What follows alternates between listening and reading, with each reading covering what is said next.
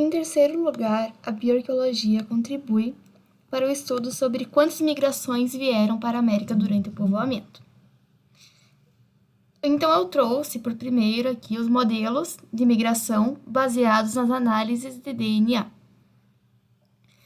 O primeiro é o modelo das três migrações, conhecido pela sigla MTM. Ele foi proposto em 1986 e se baseia em dados linguísticos, ou seja, semelhanças e diferenças entre a linguagem usada pelos nativos americanos, o que ajuda a traçar um panorama evolutivo das línguas, quais línguas descenderam de quais, etc.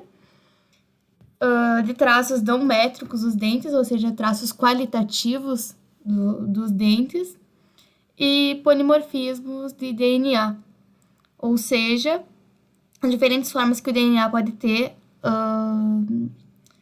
por causa das variações no DNA.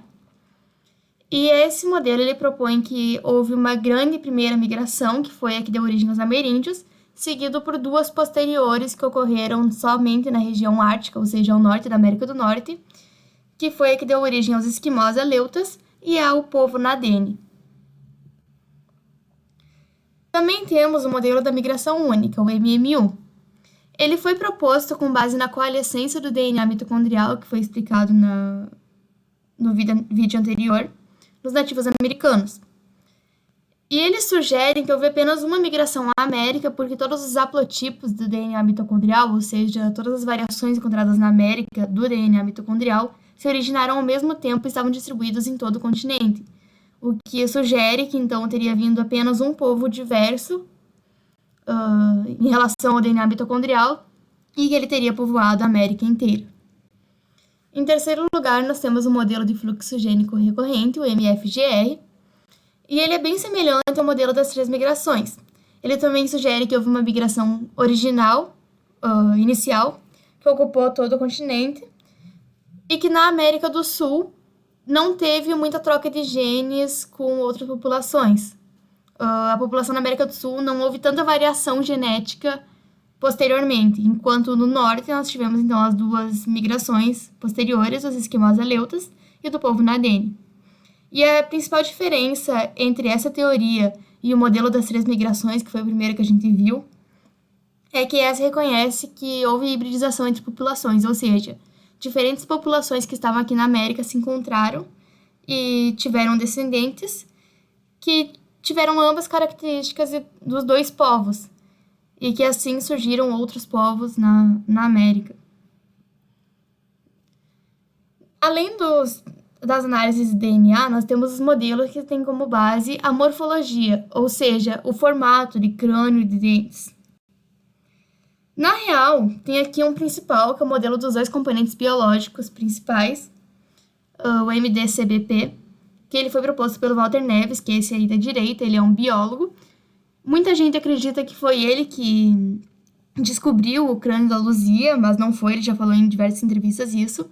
Ele apenas é um dos principais estudiosos, um dos principais pesquisadores sobre a Luzia e o povo de Luzia. Ele propõe que houveram duas levas biológicas que chegaram em momentos diferentes na América, ou seja, houveram duas migrações com dois grupos diferentes geneticamente.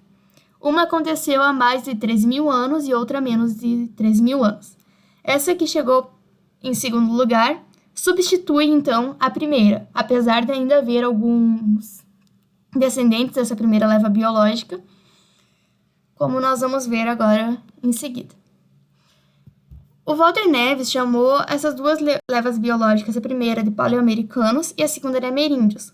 Os paleoamericanos tiveram uma sobrevivência tardia nos povos botocudos, na região central do Brasil, nos pericus, na Barra Califórnia, na América do Norte, e os fueguinos, na Argentina, sul da América do Sul.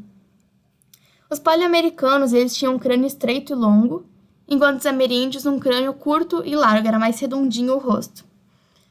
Os paleoamericanos também teriam um rosto baixo e projetado para frente, enquanto os ameríndios teriam um rosto alto, largo e mais projetado para trás.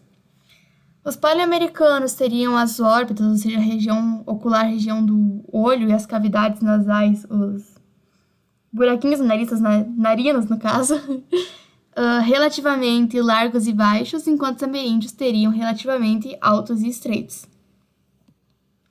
Aqui eu trouxe duas imagens, uma dos botocudos, que seria uma sobrevivência tardia dos paleoamericanos, mostrando que apesar da segunda leva nessa teoria ter substituído a primeira, não substituiu totalmente.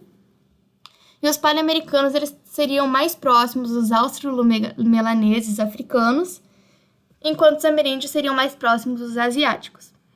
E essa teoria ela não propõe que o ser humano teria vindo da África, como nós vimos nas teorias ali sobre as rotas de povoamento.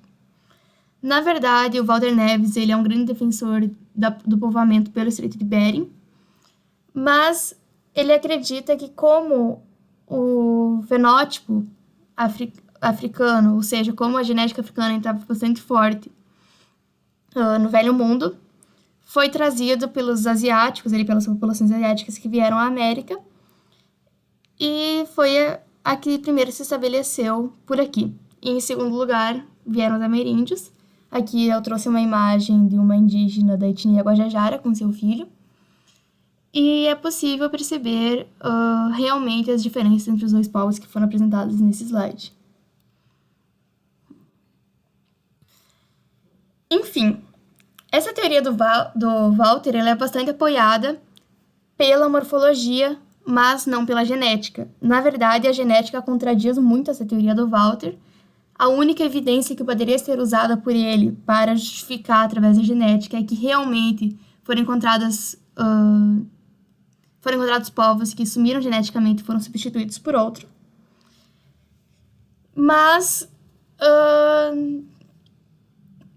não tem sustentação genética realmente. E análises genéticas realizadas mais recentemente fizeram uma segunda reconstrução de um crânio do povo de Luzia, que eu trouxe. Essa seria a Luzia, a primeira reconstrução facial que foi feita dela, que claramente ela era bem paleoamericana, como sugeriria o Walter Neves. Bastante traços austromelaneses e africanos. E essa foi a reconstrução mais recente, que não é tão semelhante, então, com o que o Walter esperaria de um austromelanês. Mas, entretanto, as análises de dente, tanto as não métricas quanto as métricas, de uma maneira geral, sugerem, então, uma confirmação dessa teoria do Walter. Ela é bem aceita internacionalmente, embora os modelos de fluxo, os modelos baseados em DNA, tenham muito mais suporte na atualidade, graças à revolução científica que foi trazida, o impacto científico trazido pela análise de DNA. E vamos então para a quarta parte, modos de vida.